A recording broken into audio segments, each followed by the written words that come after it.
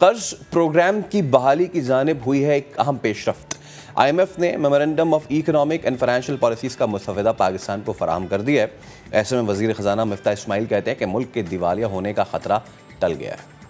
पाकिस्तान दिवालियापन के खतरे से निकल चुका है। पाकिस्तान आउट ऑफ डेंजर है। कोई डिफॉल्ट का अब चांस नहीं है। वज़ीर ख़जाना की कौम को खुशखबरी, IMF कर्ज प्रोग्राम की बहाली करीब आ गई। Memorandum of economic and financial policies का मुसवदा मौसूल हो गया। हुकूमत पाकिस्तान को IMF की तरफ से एक MEFP मिला है। 7वीं ट्रांचेज थी वो $900 मिलियन की थी, 8वीं ट्रांचेज तकरीबन $1 बिलियन की थी, तो वो कंबाइंड इंशाल्लाह हो जाएगी।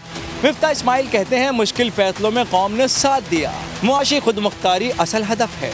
हमने पेट्रोल महंगा किया, हमने डीजल महंगा किया, और मुझे बड़ा फ़ख्र है इस पाकिस्तानी कौम से, मेरी कौम से, कि ये कौम समझी है, ये कौम पागल नहीं, ये समझी है कि ये हुकूमत को दुश्वारी थी, मुल्क खुदा न खास्ता दिवालियापन की नैज पे था, इसलिए ये काम करना पड़ा, और गरीब लोगों ने हमारा साथ दिया है। और जब गरीब लोगों ने हमारा साथ दिया तो फिर हम अमीर लोगों को भी टैक्स नेट में लेकर आए।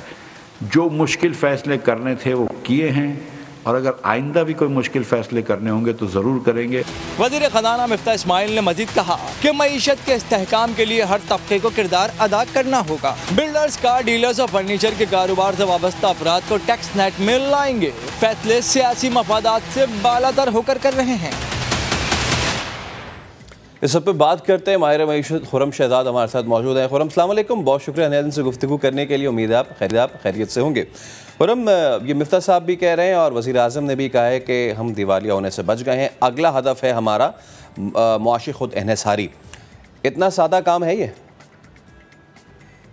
नहीं जी, बिल्कुल इतना सादा काम नहीं है। खुद इन्हिसारी के लिए आपको बड़े अभी पापड़ और बेलने हैं, और जो ओवर द पीरियड कोई 20, 25, 30 साल से हम जो है वो रिफॉर्म्स नहीं कर रहे कंटिन्यूसली। हम अपनी यंग जनरेशन में उस तरह से इन्वेस्ट नहीं कर रहे, हम एजुकेशन में उस तरह से इन्वेस्ट नहीं कर रहे, हेल्थ केयर में नहीं कर रहे, हम बेसिक्स में उस तरह से इन्वेस्ट नहीं कर रहे, फूड सिक्योरिटी नहीं है हमारे यहाँ, हमारे एग्रीकल्चर बहुत ज़्यादा निगलेक्टेड एरिया है, और हमारे यहाँ टैक्स की जो है वो सही डिस्ट्रीब्यूशन नहीं है कि जिसको टैक्स लगना चाहिए उसको टैक्स उतना नहीं है, जिसको नहीं लगना चाहिए उसको डबल ट्रिपल टैक्स है। तो ये इतना आसान नहीं है, बट ये कि विलिंगनेस होनी चाहिए। अगर विलिंगनेस होगी, एक स्ट्रॉन्ग विल होगी, और उसके बाद जो है अच्छी प्लानिंग होगी, टाइमली जो है वो डिसीजन लिए जाएंगे, वक्त पे जो है वो फैसले किए जाएंगे, तो फिर डेफिनेटली हम उस डायरेक्शन में जा सकते हैं। उसमें भी आपको काफ़ी साल लगेंगे जब तक आप जो है सेल्फ रिलायंस अचीव कर सकते हैं। तो मेरा नहीं ख्याल कि इतना जल्दी हो सकता है, बट आज से स्टार्ट करते हैं तो तकरीबन जो है आपको 10 से 15 साल लग सकते हैं, एटलीस्ट 10 से 15 साल उस प्लानिंग के साथ, उस फोकस के साथ, जब जो आप कहते हैं कि जी हमें सेल्फ रिलायंस की जो है वो ज़रूरत है और हमें करनी है, तो उसमें एक्सपोर्ट्स को आप कैसे बेहतर करेंगे, इन्वेस्टमेंट ह्यूमन कैपिटल में कैसे करेंगे, अपना इंफ्रास्ट्रक्चर दुनिया के साथ कितना कंपेटिटिव कैसे बनाएंगे, ये पूरा ये कोई मुश्किल चीज़ नहीं है। मैं ये नहीं कह रहा कि ये मुश्किल है करना, सिर्फ ये है कि आपकी विल कितनी है, प्लानिंग किस तरह से है, कैसे जो है वो पॉलिटिकल सपोर्ट है उसके पीछे, कितने एम्पावर्ड है डिसीजन लेते हैं। तो ये सब चीज़ें करेंगे तो डेफिनेटली फिर हो सकता है। आपने कहा कि आज से शुरू करेंगे तो तेज़ दौड़ लगा के 10-15 साल लगेंगे हमें इसको खुद इन्हिसारी पे जाने के लिए। अगर मैं आपसे कहूँ कि आप मिफ्ताह इस्माइल की जगह आते हैं, वो कौन से 5 हेड्स हैं, 5 हेड्स ऑफ इकानमी कि जिनकी पॉलिसी चेंज करना चाहेंगे? मैंने तो अभी आपको 5-6 गिनवाए। नंबर 1 ये कि मैं ह्यूमन कैपिटल में इन्वेस्ट करूंगा, अपना पाकिस्तानी कंपेटिटिव बनाऊंगा, पाकिस्तानी इतना जो है वो अच्छा compete कर सके पूरी दुनिया में कि वो खुद जो है एक्सपोर्ट भी लेकर आएगा, खुद इन्वेस्टमेंट भी लेकर आएगा, अपने लोगों को भी बेहतर करेगा, सोसाइटी को भी बेहतर करेगा। तो पाकिस्तानी सबसे पहले ह्यूमन कैपिटल में इन्वेस्टमेंट है। उसके बाद उसके साथ साथ फूड सिक्योरिटी बहुत इंपॉर्टेंट है। जब आपके पास फूड बेहतर होगा, फूड अच्छा होगा, ना सिर्फ आप अपने आप को जो है वो अपनी जो है पॉपुलेशन को फूड प्रोवाइड कर सकेंगे, बल्कि पूरी दुनिया को एक्सपोर्ट कर सकेंगे। तीसरी चीज़ जो है वो हेल्थ केयर है। चौथी ऑफ कोर्स एजुकेशन है, जो मैंने पहले भी कहा। फिर 5वीं इंफ्रास्ट्रक्चर है। छठी सिक्योरिटी है ओवरऑल। 7वीं जो है आपका ट्रांसपोर्ट और कम्यूट और ये सारी मोबिलिटी है। ये 5-6 एरियाज हैं, लेकिन इसके साथ साथ आपके पास एग्रीकल्चर है, मैन्युफैक्चरिंग है, जिसको आपने अपग्रेड करना है। टेक्नोलॉजी का बहुत बड़ा जो है वो आपको जो है इन्वेस्टमेंट करनी है टेक्नोलॉजी में, वो भी ह्यूमन कैपिटल में करेंगे तो नेचुरली टेक्नोलॉजी में जो है वो बेहतर जो है वो डेवलप हो सकेंगे, मेंटली, फिजिकली, हर तरह से। तो मेरे ख्याल में ये 5-6 एरियाज हैं जिस पे एक चार्टर ऑफ इकोनॉमी की हम बात करते हैं, कहते हैं कि जी सब एक साथ मिलकर काम करें और इस पे कोई ना छेड़े एक दूसरे को कि जी आप लेकिन बात वही है कि पॉलिटिक्स तो होती ही इसी पे ही है, पॉलिटिक्स के अलावा तो हो नहीं सकती।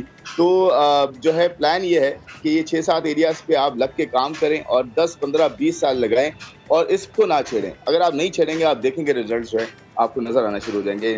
हमारी कौम इतनी रिजिलेंट है, हमारा कंट्री इतना रिजिलेंट है कि आप जब कोई डिसीजन लेते हैं, उस पर अमल करते हैं, कौम आपके साथ खड़ी हो जाती है। अभी भी जैसे ये कह रहे थे कि जी पेट्रोल प्राइस हमने बढ़ा दिए और कौम समझी है, मेरे ख्याल में कौम समझी तो है, लेकिन अब पेन अपनी जगह पर है, बहुत ज़्यादा पेन है इस वक्त। तो हमारे इशू ये कि हम टैक्सेस जहाँ पे लगाने चाहिए वहाँ नहीं लगाते, जहाँ से खर्चे कम करने चाहिए वहाँ से नहीं करते। ये सब हो सकता था, ऐसा भी हो सकता था कि बड़े सेक्टर्स पे टैक्स एडिशन लगाया है वो ना लगाते और अपने खर्चे कम कर देते। सैलरीड क्लास को जो रिलीफ दिया है वो देते, वो वापस ना लेते और अपने खर्चे कम करते। 600 अरब से जो है गवर्नमेंट चलती है, 600 अरब से सिर्फ फेडरल गवर्नमेंट, तो उसको कम क्यों नहीं किया जा सकता। फिर स्टेट ओन्ड एंटिटीज हैं, 1 खरब रुपया जो है साल का वो लूज करती हैं ऑन एवरेज, तो क्यों नहीं उसको कम किया जा सकता, क्यों नहीं शट डाउन कर देते हम एसओईज, कुछ ऐसी पब्लिक सेक्टर कंपनीज जिनका कोई काम नहीं है, सिर्फ पॉलिटिकल एंगल जो है उनका लेके चल रही होती है गवर्नमेंट्स, कोई भी गवर्नमेंट आए। तो मेरे ख्याल में बहुत सारे काम किए जा सकते हैं, बहुत सारा जो है वो बेहतरी लाई जा सकती है अगर विलिंगनेस हो, प्लानिंग हो, टाइमली जो है डिसीजन लिया जाए। खुर्रम, आपने बात की कि जी आप ऑस्टेरिटी की तरफ जाएं और अपने खर्चे कम कर दें, नॉन डेवलपमेंटल, लेकिन एक और सबसे बड़ा इशू है, समाज को नया दिन इसको रिपोर्ट करता रहा है कि जो खर्चे होते हैं वो किस तरीके से कम किया जाए, वो किस तरीके से कम होते हैं।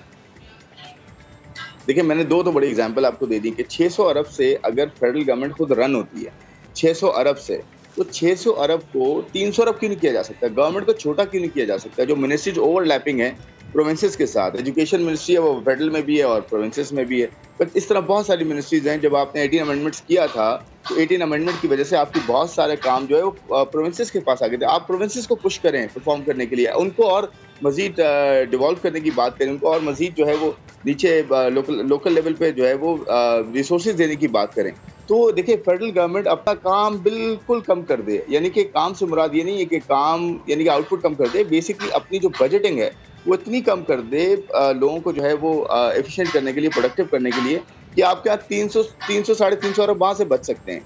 फिर जैसे मैंने एग्जांपल दी पब्लिक सेक्टर एम्प्लॉयज़ की, पब्लिक सेक्टर एम्प्लॉयज़ में आप पेंशन्स बहुत ज़्यादा जो है जाती हैं हमारी, उनकी जो हमारा एक गवर्नमेंट एम्प्लॉई रिटायर होता है उसकी पेंशन उसकी तनख्वाह से ज़्यादा होती है, तो क्यों ना एक सर्टन लेवल डिफाइन कर दिया जाए कि इससे ऊपर पेंशन पे टैक्स लगेगा क्योंकि वो इनकम होती है। उसके अलावा आप सैलरी बढ़ा देते हैं गवर्नमेंट एम्प्लॉयज़ की 15%, 20%, 30%, वो क्यों बढ़ाते हैं? जब तक परफॉर्मेंस ना हो तो हम क्यों बढ़ाते हैं? देखिए, मैं किसी के खिलाफ बात नहीं कर रहा कि जी किसी का इंसेंटिव क्यों आप रोक रहे हैं।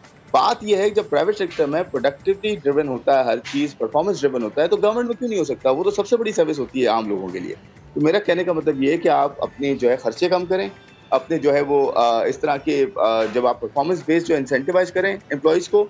तीसरी चीज़ मैंने बताया एसओईज, जो स्टेट ओन एंटिटीज़ है, जैसे पीआईए है, वापडा है, आपके पाकिस्तान स्टील है, पाकिस्तान रेलवे से बेतहाशा 200 कंपनियां प्लस हैं इस वक्त पाकिस्तान की गवर्नमेंट के अंडर जो आती हैं, 200 कंपनियां, इसमें से 20 से 25 कंपनियां सिर्फ इतनी है, सिर्फ 20 से 25 कंपनियां जो 90% लॉसेस को जो है ना कंट्रीब्यूट। बिल्कुल, ये वो सारे मेजर और स्टेप्स हैं। खुर्रम साहब, बहुत शुक्रिया, वक्त की क्योंकि किल्लत इसलिए आज से आपसे इतनी बात हो सकी, लेकिन ये तो वो तमाम तर मेजर्स हैं जिसको करते हुए हम मईशत को बेहतरी की जानिब ले जा सकते हैं।